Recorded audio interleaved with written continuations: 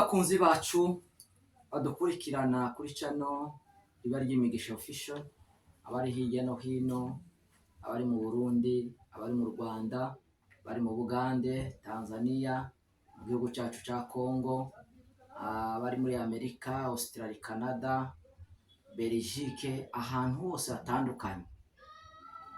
Uyu munsi wa none mfashe uyu mwanya kugira ngo mbashe kukubwira iri jambo.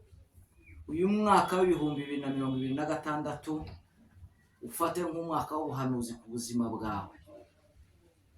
Ndaguhanuriye mu izina rya Yesu, uyu mwaka uzogere ku masezerano y'Imana. Uyu mwaka uzawuboneremo ibyo utabonye muri uyu mwaka w'ibihumbi 2025. Uzabona ikiganza cy'Imana mu byo ukora byose, mu kazi kawe Imana izakugwirize imigisha. Ibyo ukora byose Imana izakwagure. Abarwayi Imana izabiyereke muri uyu mwaka, muzahure n'ikiganza cy'Imana, muzakire mu izina rya Yesu. Abadafite urubyaro, ababuze urubyaro, uyu mwaka w'ibihumbi 2026 uzobabera umwaka wo guheka, uzobabera umwaka wo gukikira, uzobabera umwaka wo konsa. Uyu mwaka Imana izobasetse, muzaseke, mwuzure ibyishimo. Ababuze utuzi, uyu mwaka muzoronka utuzi, muzokore, muzagwiza imigisha. Imana izabiyereke mu buryo bwose. Ikiruta byose, uyu mwaka muzarushaho kwegera Imana, muzegera Imana. Nasoma ijambo ry'Imana rirambwira ngo nkunda bankunda, kandi ngo abashakana n'umwete abo nibo bazombona. Uyu mwaka umwaka wo gushaka Imana, umwaka wo kwegera Imana. Uyu ni umwaka udasanzwe ku buzima bwawe, wiha Imana muri byose. Uyu si umwaka wo gukora ibiteye isoni, si umwaka wo gupiburiye ibidahesheje Imana icubahiro. Wumve kuko uyu mwaka ari umwaka udasanzwe, ni umwaka w'ubuhanuzi ku buzima bwawe. Imana ikugeze ku bintu byose, viziyo zawe zose ufite, Imana izigushoboze, izisohoze.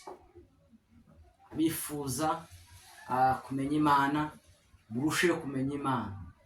Iki gihe si igihe cyo kwiruka ku by'isi, iki ni igihe cyo kumenya Imana, tukamenya icyo Imana ishaka ku buzima bwacu, kandi nta kindi Imana idushakaho.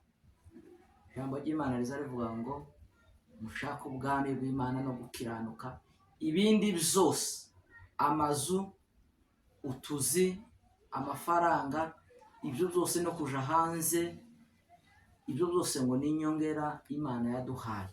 Ikintu gikenewe cyane kandi kizokugeza kuri ibyo byose ni ukumenya Imana, ukayumvira, ugakora ubushake bwayo. Iki si igihe cyo kwiruka ku bidafite umumaro, si igihe cyo kugendera mu businzi. Wewe wabaswe n'inzoga, uyu mwaka ndaguhanuriye ngo uyu mwaka Imana ikugire igikoresho cyayo. Imana igukure mu nzoga, Imana igukure mu businzi, Imana igukure mu buhehesi, Imana igukure mu busambanyi, Imana igukure mu biteye isoni bitahesheje icubahiro. Imana ikugarure mu murimo wayo.